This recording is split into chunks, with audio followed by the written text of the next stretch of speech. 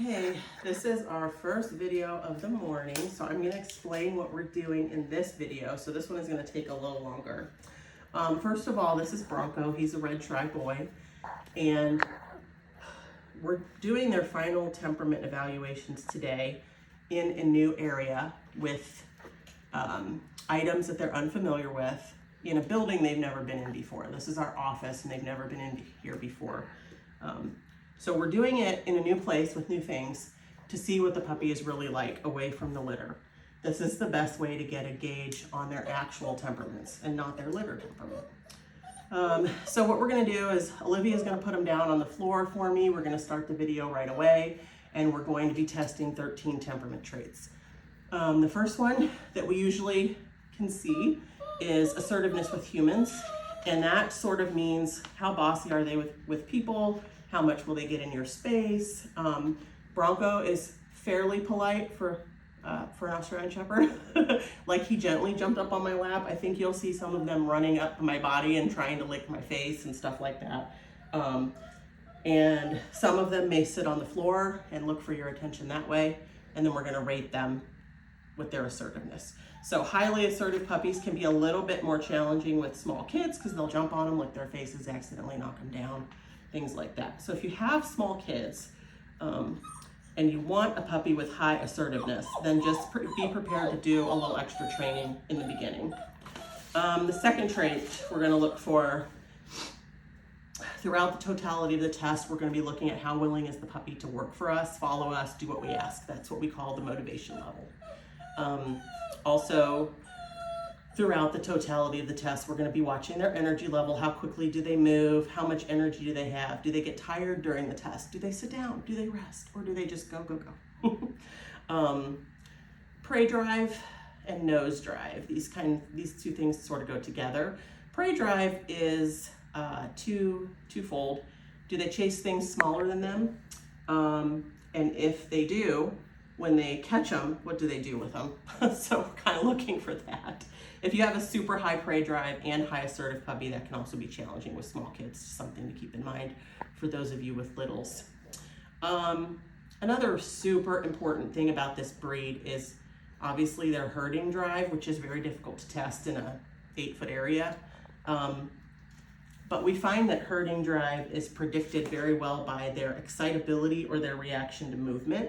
So if they get excited when you're excited, and they chase you when you run, and they want to watch everything that moves, and they can't rest because they're busy watching everything in their environment that moves, then they have a high excitability or reaction to movement, and that can a lot of times lead to herding drive. Excuse me. Touch tolerance. You're going to see me pick up each puppy and do the 10-step puppy handling exercise on its body and see how they react to that. Sight and sound sensitivity. So we're going to see how they react to brand new stimuli in this environment and if they startle or not. So the sound sensitivity is going to be one of those Fisher-Price popper toys that we run along the floor. And I'm going to wait until the puppy is not looking at it, and then I'm going to run it along the floor and see what happens. That way we know that the puppy is reacting to the sound and not the sight of it. Sorry, guys. So for sight sensitivity, we're going to pop an umbrella open in their face and see what happens. You know, and if they startle from it, it's okay. At this age, startling to new things is totally normal. We just want to watch what happens after they startle and how quickly they recover. And then during the totality of the test, we're going to be looking at their confidence and their nerve strength. So like, how brave are they? And if they aren't brave, how long does it take them to recover? That's their nerve strength or resiliency. We're going to be seeing if they're friendly with other dogs or not. We have a fake dog here that the puppies totally think is real until they start interacting with it and realize it's just a toy. But right now, they think it's real. And it's a dog that doesn't look like a dog that they've met before. And that's intentional so that it's strange and new. And the last thing we're going to test at the end of each video is tenderheartedness. And that just is the puppy's reaction to extreme human emotion. So I'm going to have a temper tantrum, and you guys aren't allowed to laugh at me when I fall down on the floor because it's really embarrassing. But we're going to see what the puppy's response is. So like, some puppies are very upset by that, and some puppies are like fine. And some puppies are like, get up, what are you doing? If you have anybody in your household with anxiety or depression or any like intense emotions going on, like toddlers even, you might want to avoid the puppies that are extremely tenderhearted. And we can talk more about that because there's always a lot of questions about that. If you're looking for an emotional support dog, you definitely do not want a tenderhearted puppy. So we're just going to be, let's see, we're going to be starting the test with Bronco now, officially. Excuse me. And I just also have to say that they were all outside playing this morning and they found one tiny piece of mud and it's all over them. And I don't have the strength to bathe all 9 of them and then evaluate them, so they're getting bathed kind of muddy. So the first thing I noticed about him is that he's a little unsure of his surroundings here and he's looking to me for support. So right now I don't think he's really being assertive with me. I think he's being kind of needy, and I'm sure you can hear him whining, so he's kind of upset. So we're not really going to go any further until we can get him to chill out or figure out what it is that's causing the stress. It could be the new environment, it could be that dog. Sometimes we just need to give them a minute and figure out that they can let them figure out they can play, and then they're fine.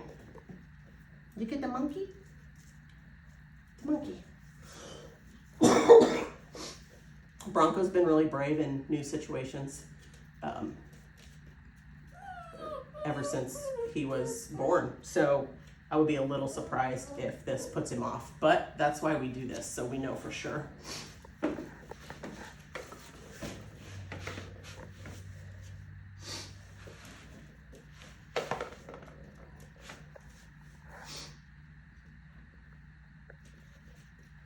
Okay, good boy. Let's do something.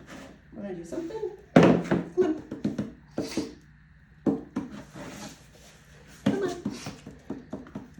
See how he just wants to stay by me?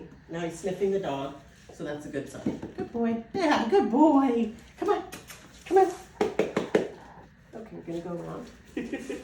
Come on. So this is also one of the puppies that's usually carrying something around in his mouth, like a bone or a stuffed toy. So see how he'll work for his toy, but he doesn't quite want to work as easily for me. She's okay. Come on. Come on. Come on, buddy. You just come around. You're just too smart, huh? There you go. Go get your toy. Go get it. Good boy. I bet he picks it up and carries it around through the test if I let him.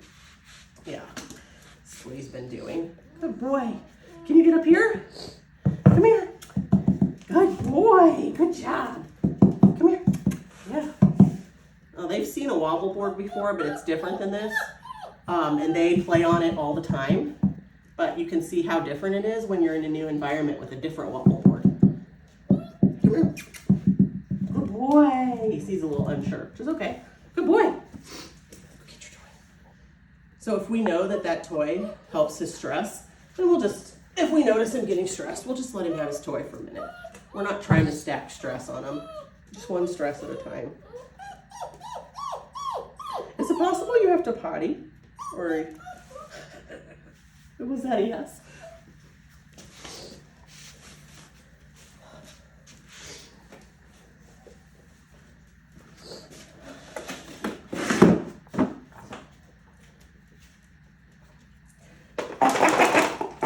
There's our sound sensitivity, which is nothing. These puppies usually don't have sound sensitivity, but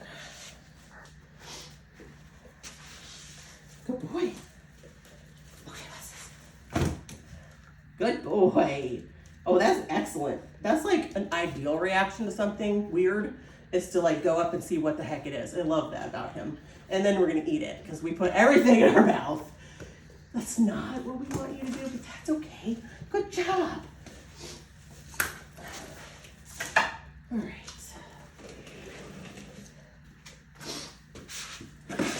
Come on, come on, come on, come on, come on. You just are cheating. There you go. Come on. Come here. Good boy. Good boy.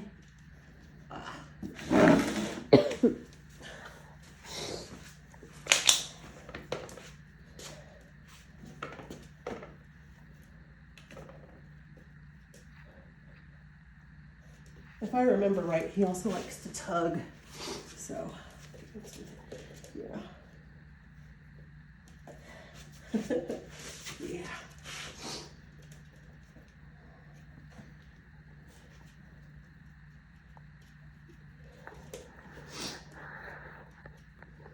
So funny, I think it's funny. Neither of his parents like to tug or like to carry things around in their mouth, or particularly even love to chew on bones like most Aussies. So it's interesting. He reminds me more of some of my other dogs that he's not even related to, rather than his parents, in this way. Nope. Good boy.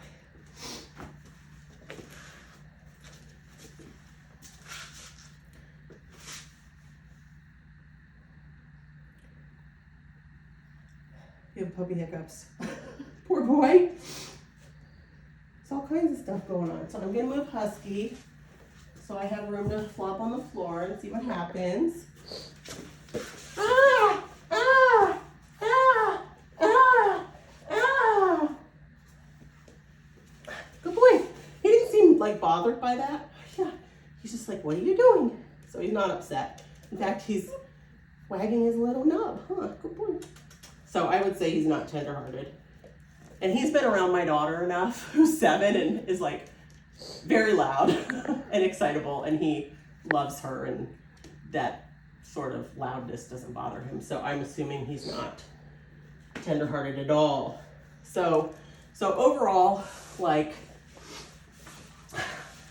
I would put Bronco in a lot of different types of homes. I mean, obviously he'd go to a farm and be totally fine. Somewhere where somebody will provide him with lots of things to chew on because he's teething so much. But also it's normal for Aussies to like to chew. So he's been very low sight and sound sensitivity. So I think he would be great with kids because they tend to do scary things. This is the 10-step puppy handling exercise. And he even loves to look at it like a baby. But he has, like, ever since he's been tiny, you could pick him up and hold him for as long as you wanted, and he would never struggle or try to get down. He would just do this. Even when his litter mates were playing on the ground, and that's very distracting for most puppies, he would just enjoy being held and kissed. Mwah, yes, you're a good boy. So somebody that likes a dog that likes to be around them and likes to smush them, that would be Bronco, huh? Good boy.